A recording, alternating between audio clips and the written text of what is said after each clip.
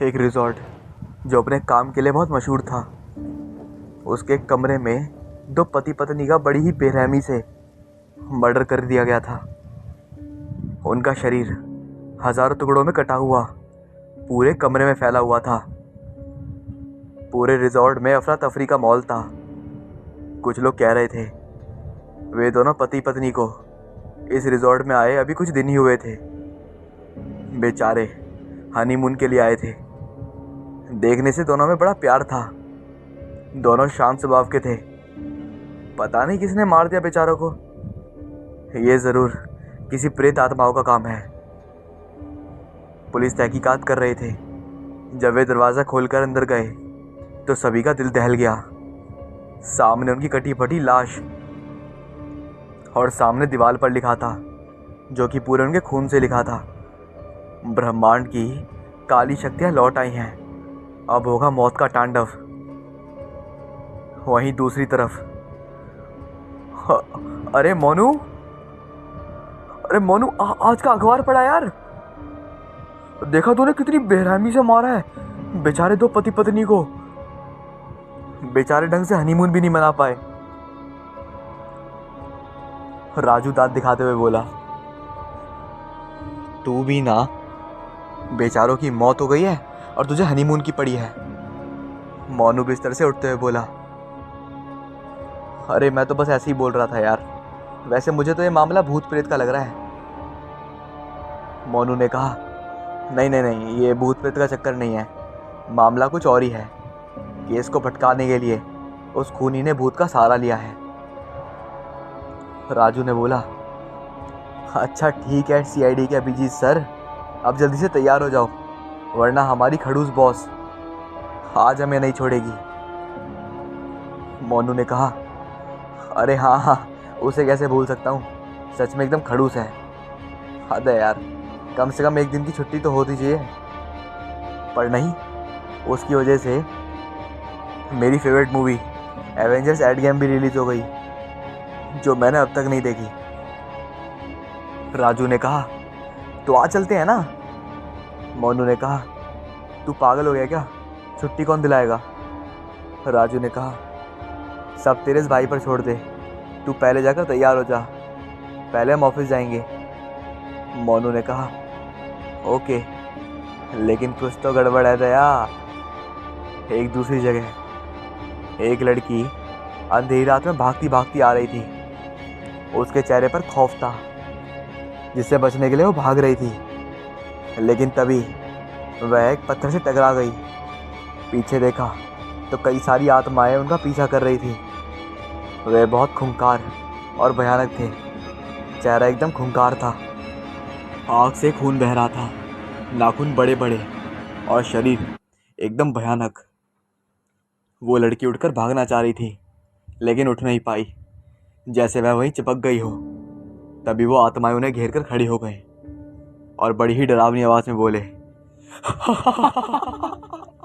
कहाँ भाग रही हो, तुझसे ही तो हम यहाँ वापस आ सके। अगर तू ना होते तो आज हम वही कैद रहते। वह लड़की डरते हुए बोली, कौन हो तुम। सभी आत्माएं एक साथ बहुत ही भयंकर आवाज में बोले, हम हैं ब्रह्मांड की काली शक्तियां। अरे उठ जा, कितना सोएगी, सुबह के 7 बज चुके हैं। रानी श्वेता को जगाते हुए बोली और उसके ऊपर से कंबल हटाया तो ये क्या, रानी तो पसीने से तरबतर है। श्वेता ने कहा, रानी क्या हुआ तुझे, तबीयत तो ठीक है ना तेरी। रानी घबराते हुए बोली, वे लौट आए हैं। दूसरी तरफ राजू और मोनू बाइक पर बैठकर ऑफिस के लिए निकलते हैं।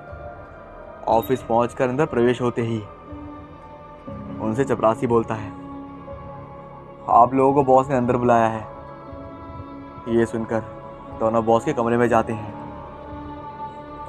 आइए राजू साहब, आज इतनी जल्दी कैसे आना हुआ, आराम से आते ना, बॉस ने व्यंग करते हुए कहा। नहीं मैम, वो दरअसल आज। तभी वहाँ श्वेता और रानी भी प्रवेश हुए। आइए, आप भी आइए, वहां क्यों खड़ी हैं? बॉस घुर्राई। रानी, जो अब सामान्य हो चुकी थी, वो बोली, सॉरी मैम, वो आज। बॉस ने कहा, बस, मुझे कुछ नहीं सुनना। ये लास्ट वार्निंग है तुम लोगों को। अगर अगली बार ऐसा हुआ तो मुझसे बुरा कोई नहीं होगा। Is that clear? Yes ma'am, चारों एक साथ बोले और एक झट से बाहर आ गए।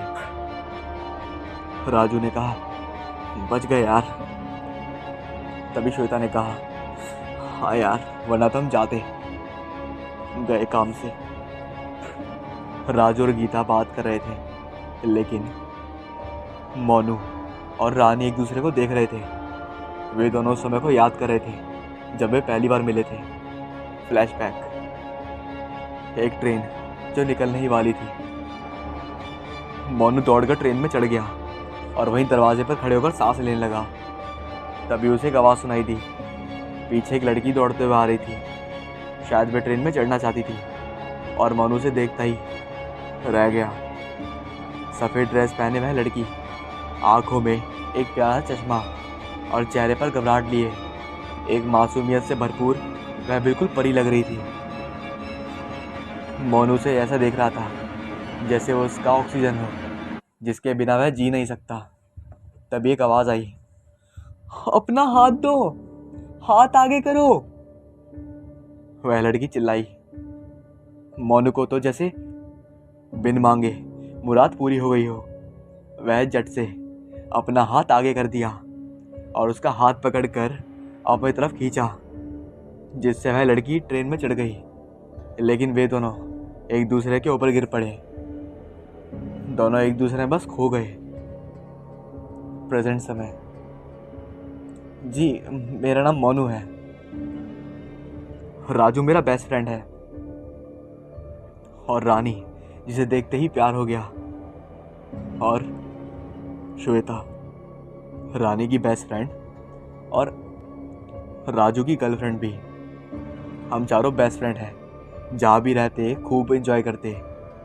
हमारा जॉब है किसी अननेचुरल डेथ या किसी अनजान जगह या पुराने ज़माने के मंदिर या घर जो अपने आप में एक रहस्य हो, उनका परीक्षण करना, जांचना और सच्चाई का पता लगाना। हमें बचपन से ही इन सब में बहुत इंटरेस्ट था। हमारी ज़िंदगी बड़े मज़े से कट रही थी, लेकिन किसी की बुरी नज़र हम पर पड़ चुकी थी, जिससे हमारे जीवन में एक नया मोड़ आने वाला था।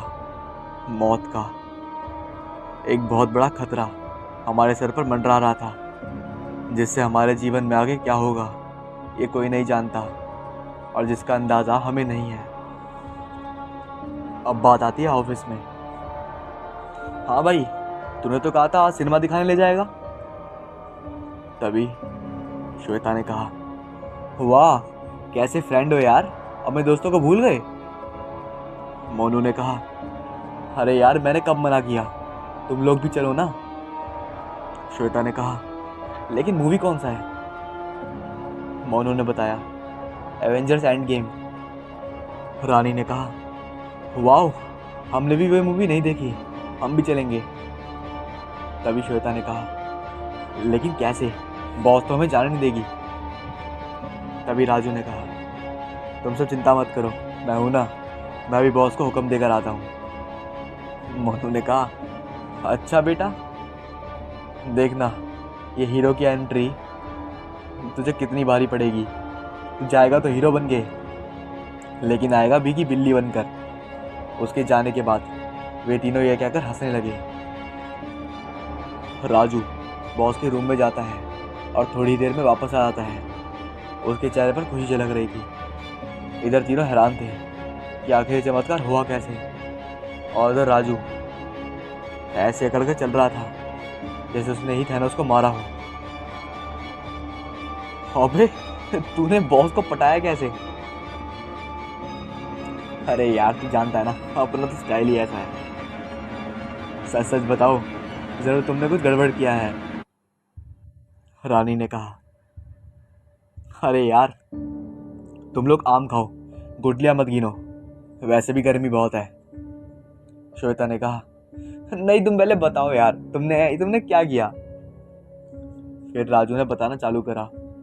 ओके, सीआईडी की जासूस बताता हूँ। बॉस ने हमें मूवी की इजाज़त दी है, लेकिन क्या?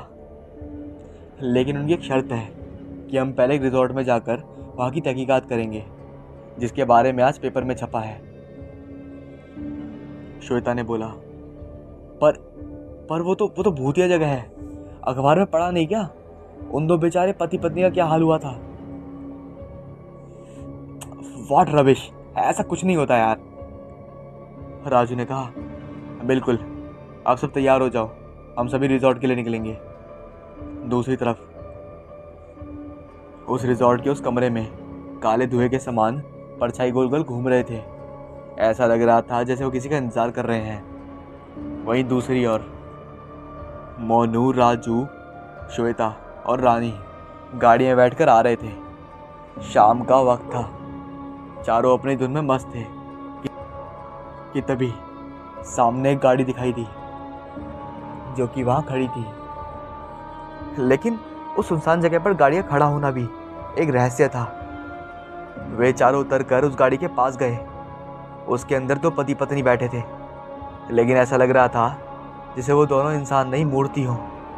ना हिल रहे थे और ना ही कुछ हरकत कर रहे थे। दरवाजा अंदर से बंद था।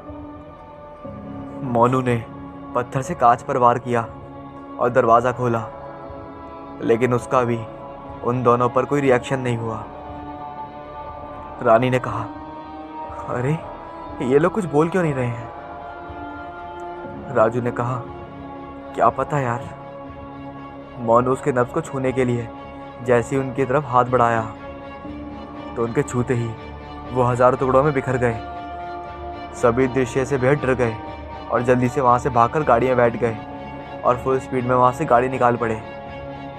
लेकिन उनका ध्यान उस पति पत्नी के कार के अंदर खून से लिखे चेतावनी पर नहीं गया, जिसमें लिखा था, लौट जाओ, वापस लौट जाओ, वरना तुम्हारा भी यही हाल होगा जो इन लोगों का हुआ है। वे इन सब खतरों से अनजान उस रिजॉर्ट की ओर बढ़ते हैं। सभी के चेहरों से हवाइयाँ उड़े होते हैं। सब अपने आप को सामान्य करने की कोशिश कर रहे थे, लेकिन बार बार वो खौफनाक दृश्य उनकी आंखों के सामने आ जाता। तब मोनू थोड़ा सहमते हुए बोला, छोड़ो गाइस इस बात को, जल्दी से रिजॉर्ट चलते हैं, क्योंकि अगर लेट हो गए तो जीत जाएंगे। हमें उसे हराना भी तो है। सभी थोड़ा मुस्कुराए और फिर डर कम करने के लिए बातें करने लगे। रात के 7 बजे वे रिजॉर्ट पहुँचे। वहाँ का माहौल एकदम अलग था। चारों तरफ सन्नाटा पसरा हुआ था, लेकिन बीच बीच में कुत्तों के रोने की आवाज़ मन में खौफ पैदा कर रही थी। वे सब अपना सामान लेकर उस रिजॉर्ट में जाने लगे। तभी वहाँ बैठे एक आदमी, जिसकी वेशभूषा बिल्कुल तांत्रिक की तरह लग रही थी, वह बोला, वापस लौट जाओ, वो तुम्हें मार डालेगा। उस कमरे में वो है। कौन है बाबा? आप किसकी बात कर रहे हैं? राजू बीच में बोल पड़ा, अरे छोड़ो यार, ये बाबा बस हमें डराने और पैसा लूटने का काम करते हैं। जाओ जाओ, तुम्हें तुम्हारी मृत्यु बुला रही है, लेकिन मेरी एक बात याद रखना, तुम्हारे ही वजह से वे इस दुनिया में आए हैं। ये खेल तुम लोगों ने ही शुरू किया है, लेकिन ख़त्म वो करेगा। वो तांत्रिक से दिखने वाला व्यक्ति ये बोलता हुआ वहाँ से चला गया। वे सब उनकी बात को अनसुना कर आगे बढ़ते हैं और उस रिजॉर्ट में प्रवेश होते हैं। मैनेजर से बात करके वे उस कमरे की चाबी लेकर उस कमरे की तरफ बढ़ने लगते हैं। चाबी से दरवाज़ा खोलते हैं। कमरे में गोपन अंधेरा छाया हुआ था और साथ ही अजीब सी बदबू पूरे कमरे में फैली हुई थी। राजू लाइट ऑन करने गया। थोड़ी ही देर में वह कमरा रोशनी से भर गया, लेकिन बदबू और डरावनापन अभी भी था। चारों अपने अपने काम में लग गए। श्वेता कैमरे से सब रिकॉर्ड कर रही थी। तभी उन चारों को महसूस हुआ कि उनके आसपास कोई है, लेकिन आसपास देखा तो कोई नहीं था।